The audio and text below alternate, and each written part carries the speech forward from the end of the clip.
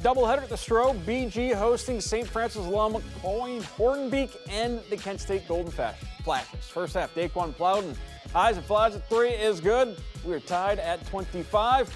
Trey Diggs pulls up and knocks down the jumper as BGSU on a 6-0 run, but Kent State calls a timeout, and the Falcons loving it. Myron Gordon puts BG up by 6. Move to the second half now. After the Flash bucket,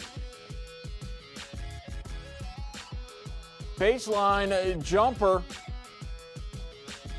would not be enough though. Kent State, they get the victory 91-83. Falcons need to find a way to play a full 40 minutes. I thought it was a well-played game by both teams.